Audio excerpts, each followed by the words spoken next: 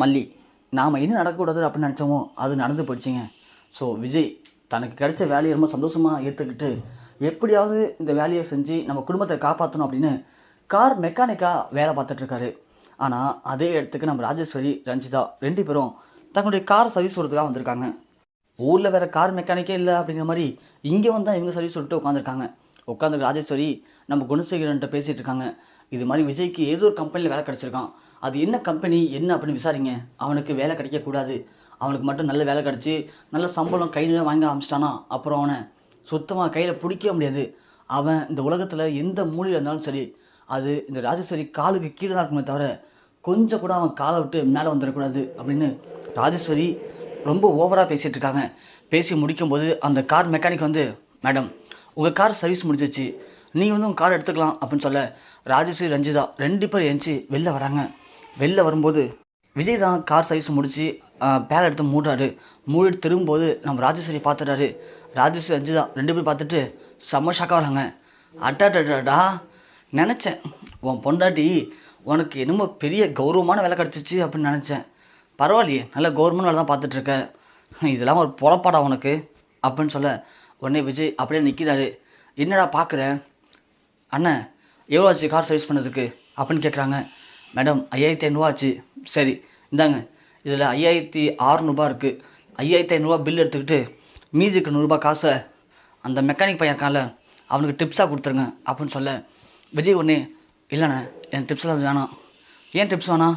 என்னடா என்ன தம்பிக்கு டிப்ஸு கூட தங்க கூஜா வச்சு கொடுக்கணும் போலக்கு, ரொம்ப ஓவராக போயிட்டுருக்க. இங்கே படுறா, நீ இப்போயாச்சும் உன்னை பற்றி புரிஞ்சுக்கோ. இந்த சொத்துலாம் இல்லாதனால நீ இப்போ என்ன நிலைமைக்கு வந்துட்ட பார்த்தியா, அதுதான் உன்னுடைய நிலமை. இதை தவிர உன்னால் இதுக்கப்புறம் எதுவுமே பண்ண முடியாது. கடைசி வரைக்கும் இப்படி கார் மெக்கானிக்கு, அப்புறம் குப்பை பொறுக்கிற வேலை, தண்ணி தூக்குற வேலை அப்படின்னு இது மாதிரி பொழப்ப தான் நீ பொழைக்க போகிற. நான் திரும்பவும் சொல்கிறேன், எனக்கு அடி பணிஞ்சிருந்தேன்னா உன்னை ராஜா மாதிரி நான் வச்சுப்பேன். இல்லை அப்படின்னா இதே மாதிரி தான் நீ அங்கங்கே அசிங்கப்பட்டு அவமானப்பட்டு தான் ஒரு வேளை சாப்பாடு சாப்பிட்ணும். ராஜேஸ்வரி சொல்லவும் விஜய் ஒன்னே, யாருக்கடி அசிங்கம், என்ன அசிங்கம், இந்த வேலை செஞ்சால் அசிங்கமாவா? இங்கே பாரு, உன்ன மாதிரி நான் ஒன்றும் திருடெல்லாம் போய் சொல்ல, திருட்டுத்தனம் பண்ணுற ஏமாத்துற நீயே கெத்தாக இருக்கும்போது சொந்தமாக உழைக்கிறேன், உழைச்சி சாப்பிட்ணுன்னு ஆசைப்பட்ற நான் ஏன்டி அசிங்கப்படணும்? எனக்கு பொறுத்த வரைக்கும் எந்த வேலையாக இருந்தாலும் நல்ல வேலை தான். இந்த வேலையும் எனக்கு நல்ல சம்பளம் வருது, காசு தராங்க, நான் உழைக்கிறேன், என் குடும்பத்தை சந்தோஷமாக வச்சுக்கிறேன். அதனால் உனக்கு வந்து என்னை பற்றி எந்த கவலையும் தேவையில்லை. ஓ அப்படியா ரஞ்சி, பாத்தியா தம்பிக்கு கோவத்தை எடுக்கிறது பிச்சையாக இருந்தாலும் ஆனால் கோவம் மட்டும் பொத்துக்கிட்டு வருது.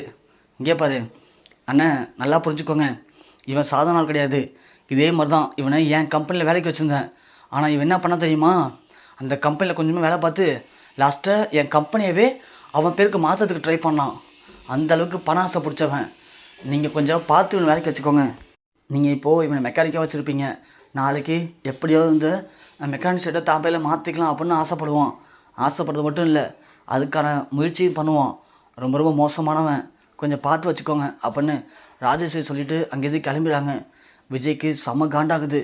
ச்சே, என்ன இவ இந்த பேச்சு பேசிட்டு போகிறா அப்படின்னு சொல்லிட்டு விஜய் போயிட்டு அந்த அண்ணன்ட்ட, அண்ணன் அவங்க பேசலாம் மனசு வச்சுக்காதீங்கண்ணே, அவங்க எனக்கு பிடிக்காதவங்க, எனக்கு வேண்டாதவங்க, அதனால என்னை பற்றி ரொம்ப அபாண்டமாக தப்பாக பேசிட்டு போகிறாங்க, அதுக்காக நான் ஒன்றும் தப்பானவன் கிடையாது அண்ணன் அப்படின்னு சொல்ல அவர் உடனே, தம்பி இங்கே பாருப்பா, எனக்கு உன்னை பற்றி செய்ய தெரியாது, இருந்தாலும் பரவாயில்ல, நீ வேலை பாரு, எனக்கு அதை பற்றி கவலை இல்லை, இருந்தாலும் பார்த்துக்கலாம் அப்படின்னு சொல்லிட்டு அவரும் போயிடாரு.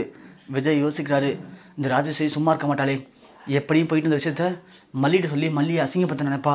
இப்போ நம்ம என்ன பண்ணுறது, இந்த விஷயம் மட்டும் மல்லிகை தெரிஞ்சுன்னா மல்லி இதை எப்படி தாங்கிப்பா, அவளால் தாங்கிக்க முடியாது, என்ன பண்ணலாம் அப்படின்னு விஜய் யோசிக்கிறாரு. சரி எதுவாக இருந்தால் என்ன பார்த்துக்கலாம், நாம் ஒன்றும் பொய் சொல்ல திருடலை, உழைக்கிறோம் அவ்வளோதானே, இப்போதைக்கு நமக்கு இந்த வேலையும் கிடைக்கல, அதனால் கிடைச்ச வேலை சந்தோஷமாக ஏற்றுக்க வேண்டியதான் அப்படின்னு விஜய் வேலையை பார்த்துட்ருக்காரு. இந்த பக்கம் பார்த்தா நம்ம அன்னபூர்ணிகிட்ட மல்லி சொல்கிறாங்க, பெரியம்மா எனக்கு ஏதாவது ஒரு வேலை வாங்கி கொடுக்க பெரியம்மா, நானும் வேலைக்கு போகிறேன். பாவம் விஜய் மட்டும் வேலைக்கு போய் தனியாக கஷ்டப்படுறாரு, அவரால் மட்டும் எவ்வளோ கஷ்டப்பட முடியும், ப்ளீஸ் பெரியம்மா அப்படின்னு மல்லி சொல்கிறாங்க. அதுக்கு அன்னபூர்ணி, முடியாது மல்லி, மாப்பிள்ளை என்ன சொன்னார், நீ வேலைக்கு போகக்கூடாதுன்னு சொல்லிட்டால, என்னால் உன்னை வேலைக்கெல்லாம் அனுப்ப முடியாது, விட்டுரு மல்லி அப்படின்னு அன்னபூர்ணி போயிடுறாங்க. மல்லி அதுக்கப்புறமா கிளம்பி கோயிலுக்கு போகலாம் அப்படின்னு சொல்லி கோயிலுக்கு போகிறாங்க. போகிற வழியில் ஒரு குழந்தை ஒன்று ரோட்டில் ஓடி வந்துட்டுருக்கு. அந்த குழந்தை டக்குன்னு காரில் அடிபட பார்க்குது. அதை நம்ம மல்லி போய் காப்பாற்றுறாங்க. காப்பாற்றவும் அங்கே இருக்க எல்லாருமே ஓடி வந்து மல்லி பண்ண நினச்சி சந்தோஷப்படுறாங்க. இந்த பொண்ணு மட்டும் இல்லை, அந்த குழந்தை அடிபட்டிருக்கோம் அப்படின்னு. கொஞ்ச நேரத்தில் அந்த குழந்தைய அம்மா வந்துடுறாங்க. வந்து பார்த்துட்டு மல்லிக்கு ரொம்ப தேங்க் பண்ணுறாங்க. தேங்க் பண்ணது மட்டும் இல்லாமல் அவங்க ஒரு மிகப்பெரிய ஒரு பிஸ்னஸ் மேன். ஸோ அவருடைய ஒய்ஃபு தான் அவங்க. அதுக்கப்புறமா மல்லியை பார்த்து அவங்க ரொம்ப தேங்க் பண்ணதுக்கப்புறமா, மல்லி உங்களுக்கு என்ன வேணும்னு சொல்லுங்கள் அப்படின்னு கேட்கும்போது, மல்லி அதெல்லாம் ஒன்றும் வேணாங்க அப்படின்னு சொல்கிறாங்க. நீங்கள் என்ன பண்ணுறீங்க, எங்கே ஒர்க் பண்ணுறீங்க அப்படின்னு கேட்க, நான் இது மாதிரி ஒன்றும் ஒர்க் பண்ணல, வேலை தேடிட்டு இருக்கேன் அப்படின்ற மாதிரி மல்லி சொல்ல, உடனே அவங்க தான் ஹஸ்பண்ட்டை சொல்லி அவங்களுடைய கம்பெனிலேயே மல்லிக்கு ஒரு வேலை வாங்கி தராங்க. இதை மல்லி எக்ஸ்பெக்ட் பண்ணவே இல்லை, நமக்கு ஒரு கம்பெனியில் வேலை கிடைக்கும் அப்படின்னு. ஏற்கனவே விஜய் கம்பெனியில் மல்லி அந்த கொட்டேஷன் இதெல்லாம் பண்ணாங்க இல்லையா, ப்ராஜெக்ட் விஷயம்லாம், அதெல்லாம் வச்சு மல்லி அந்த வேலை கிடைக்கவும் சந்தோஷமாக அந்த வேலையை ஏற்றுக்கிறாங்க. பரவாயில்ல, நாமளும் கற்றுக்கலாம் அப்படின்னு சொல்லிட்டு. ஆனால் இது விஜய்க்கு தெரியக்கூடாது அப்படின்னு நினச்சிட்டு அடுத்த நாள் விஜய்க்கு தெரியாமல் அந்த கம்பெனி வேலைக்கு போகிறாங்க. இங்கே நம்ம ராஜேஸ்வரி அவங்களுடைய மிகப்பெரிய கம்பெனி அது. அவங்களுடைய 2 மடங்கு 3 மடங்கு பெரிய கம்பெனி. அந்த கம்பெனியில் ஒரு ப்ராஜெக்ட் விஷயமா இவங்க ப்ராஜெக்ட் ஃபைல் ரெடி பண்ணிக்கிட்டு அந்த கம்பெனியில் கொடுக்கலான்னு சொல்லி போகிறாங்க. போய் வெயிட் பண்ணும்போது கரெக்டாக அந்த பிஸ்னஸ் எம்டி இருப்பார் இல்லையா, அவர் வந்து இவங்ககிட்ட பேசிவிட்டு, கொஞ்சம் வெயிட் பண்ணுங்க மேடம், நம்ம கம்பெனியோடைய புது ப்ராஜெக்ட் லீடர் வந்திருக்காரு, அவங்க வரட்டும், அவங்க வந்து பார்த்துட்டு உங்களுக்கு ஓகே பண்ணுவாங்க அப்படின்னு சொல்ல ராஜேஸ்வரி அதுக்காக வெயிட் பண்ணுறாங்க. பார்த்தா நம்ம மல்லி வராங்க. மல்லியை பார்த்து ராஜுக்கு சமாதிருச்சு. சார் இவன் என்ன பண்ணுறாங்க அப்படின்னு கேட்க, மேடம் மைண்ட் ஒரு வாய்ஸ், அவங்க தான் இந்த கம்பெனிய புது ப்ராஜெக்ட் லீடர், நான் சொன்னேனே அப்படின்னு சொல்ல, ராஜேஸ்வரிக்கு ஒன்றும் புரியல. ஃபைலை அவங்கள்ட்ட கொடுங்க, அவங்க பார்த்து ஓகே பண்ணுவாங்க அப்படின்னு சொல்லிட்டு எம்டி அங்கேருந்து கிளம்பிடுறாரு. மல்லி வந்து ஸ்டைலாக நிற்கிறாங்க. ராஜேஸ்வரிக்கு என்ன பண்ணுன்னு தெரில. உடனே மல்லி சொல்கிறாங்க, என்ன ராஜி, என்ன எதிர்பார்க்கல என்ன இந்த இடத்துல பார்த்தியா, விதி எப்படி விளையாடுதுன்னு சொல்லிட்டு. என்னமோ நான் தான் பெரிய ஆளுன்னு சொல்லிட்டு இருப்பேன். ஆனால் இன்றைக்கி நீ வந்து என்கிட்ட ஒரு ப்ராஜெக்டை கொடுத்துட்டு அது ஓகே ஆகுமா ஓகே ஆகாதுன்னு இப்போ மனசுக்குள்ளே 1008 கவலையோட உட்காந்துருக்க. இப்போது இதை நான் பார்த்து ஓகே பண்ண தான் உன்னால் இந்த கம்பெனியில் ப்ராஜெக்ட் பண்ணவே முடியும், இல்லைனா இந்த ப்ராஜெக்ட் உனக்கு கிடைக்காது. இதனால் உனக்கு எவ்வளோ லாஸ் ஆகும் அப்படிங்கிறது எனக்கு தெரியும். ஆனால் நீ நினச்சிருப்பியே இந்நேரத்துக்கு என்ன பண்ண போகிற அப்படின்ட்டு. நீ நினச்சதாண்டி நடக்க போகுது. இதுக்கப்புறம் தான் என்னுடைய ஆட்டமே ஆரம்பிக்க போகுது. இந்த கம்பெனியில் நான் புது ப்ராஜெக்ட் லீடராக ஜாயின் பண்ணியிருக்கேன். இந்த கம்பெனி எனக்கு எவ்வளோ சம்பளம் தெரியுமா, 40,000 ரூபா மாதம். ஸோ இதுக்கப்புறம் இந்த விஜயோடைய ஆட்டமும் மல்லியுடைய ஆட்டத்தையும் தாங்கிறதுக்கு நீ ரெடி ஆகிடுறி அப்படின்னு சொல்லிட்டு மல்லி ஃபைலை வாங்கி பார்த்துட்டு தூக்கி மூஞ்சி மல்லியாக ஏறிடுறாங்க. இந்தா எடுத்துகிட்டு கிளம்பு, நான் இருக்கிற வரைக்கும் இந்த கம்பெனியில் உன்னால் எந்த ஒரு ப்ராஜெக்டையும் எடுக்கவே முடியாது, போடி அப்படின்னு சொல்ல, நம்ம ராஜு ஒன்று, ஏய் மல்லி இங்கே பாரு, நீ ரொம்ப ஓவராக போயிட்டுருக்க அப்படின்னு சொல்கிறாங்க. யார், நானா? நீ தாண்டி ரொம்ப ஓவராக போயிட்ட. உனக்கு திரும்ப அடக்கத்துக்கு தான் நான் இப்போ புதுசாக அவதாரம் எடுத்திருக்கேன். இந்த அவதாரம் இதுக்கப்புறம் தான் நீ இந்த மல்லியோட ஆட்டத்தை பார்க்க போகிற.